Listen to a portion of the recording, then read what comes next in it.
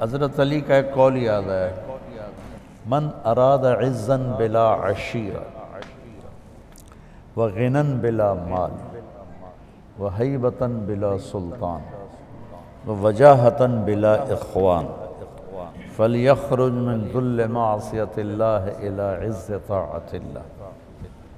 جو شخص عزت چاہتا ہو، خاندانی نہیں، خاندانی سپورٹ نہیں، فیملی سپورٹ ہوتی ہے، بہت برا ہوتا ہے لیکن فیملی سپورٹ کی وجہ سے عزت ملی رہتی، تو ایسا ہے کہ پیچھے کوئی فیملی سپورٹ کوئی نہیں۔ غنن بلا مال، غنی بننا چاہتا ہے، پیسہ کوئی نہیں۔ ہیبتاً بلا سلطان، طاقت کوئی نہیں، کلاشنکوفوں والے کوئی نہیں، لیکن اپنا وقار چاہتا ہے، اپنی ہیبت چاہتا ہے۔ وجاہتاً بلا اخوان، اور کوئی ووٹر سپورٹر کوئی نہیں، معاشرے میں نام چاہتا ہے۔ تو یہ چار چیزیں تم میں سے کون ہے جو نہیں چاہتا؟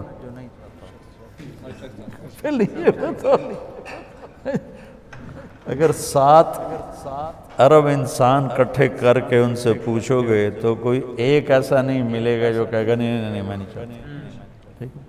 تو میں اس کو دہراتا ہوں، من اراد عزا بلا عشیرہ، عزت چاہتا ہے، خاندانی نہیں ہے۔ غنن بلا مال، پیسہ چاہتا ہے، غنی بننا چاہتا ہے، پیسہ کوئی نہیں۔ ہیبتاً بلا سلطان، ہیبت چاہتا ہے، طاقت کوئی نہیں۔ وجاہتاً بلا اخوان، اپنا تعارف چاہتا ہے، اپنا نام چاہتا ہے، لیکن کوئی ووٹر سپورٹر کوئی نہیں۔ تو اب یہ کیا کرے گا؟ تو فرمایا مولا علی نے، ایک کام کر دے، ایک چھوڑ دے۔ فَلْيَخْرُجْ مِنْ ذُلِّ مَعْصِيَتِ اللَّهِ، اللہ کی نافرمانی چھوڑ دے، اِلَىٰ عِزِّ طَاعَتِ اللَّهِ، اور اللہ کی اطاعت پہ آ جائے۔ چاروں چیزیں اللہ ٹرے میں رکھ کے دے دے، پلیٹ میں رکھ کے دے دے۔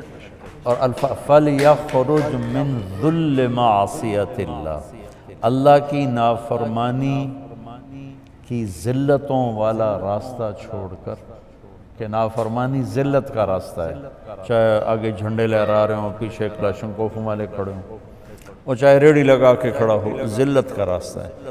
اِلَىٰ عِزِّ طَاعَتِ اللَّهِ، اللہ کی فرمان برداری کی عزت والے راستے پر آ جائے، چاروں چیزیں اللہ اس کے قدموں پہ قربان کر دے۔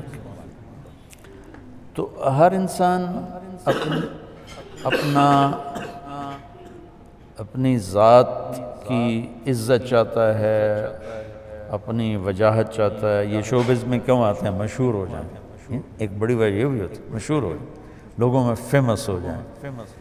تو یہ نیچر ہے، ایک حد تک اس کی طلب جائز ہے، عزت نفس کی طلب منع نہیں، وہ میرا حق ہے۔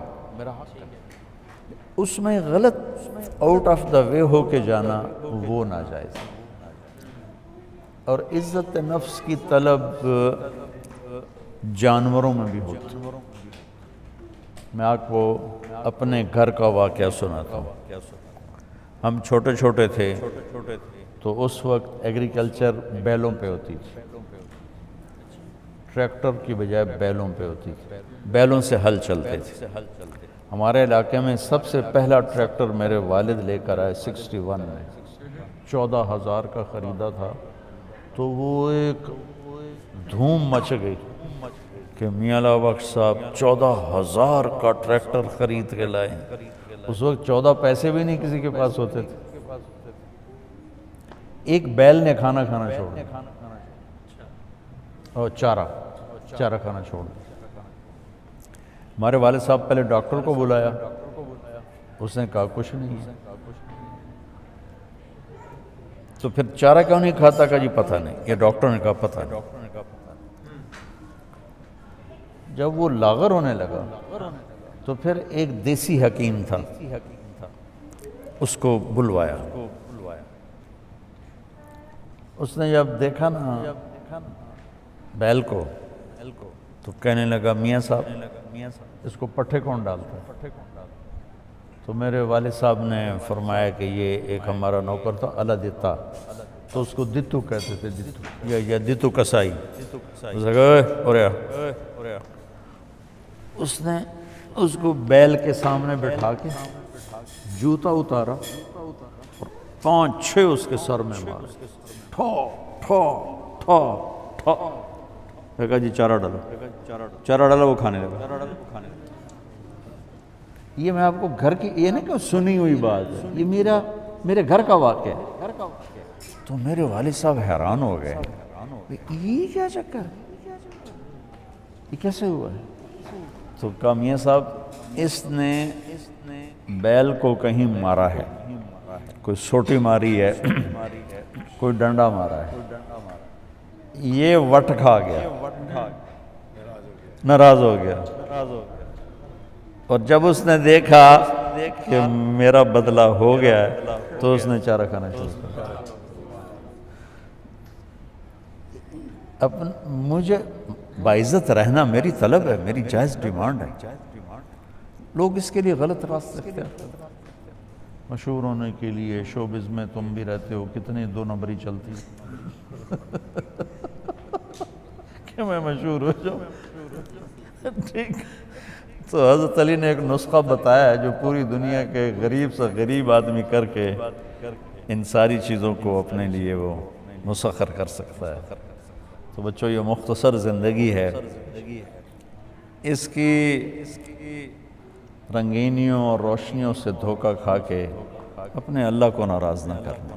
بس اللہ کو راضی کر کے ساری دنیا آئے تو بھی نفع کا سودا ہے، جائے تو بھی نفع کا سودا ہے، اور اللہ کو ناراض کر کے ساری دنیا آئے تو بھی گھاٹے کا سودا ہے، اور جائے تو بھی گھاٹے کا سودا ہے۔ بس یہ میرا سبق یاد ہے۔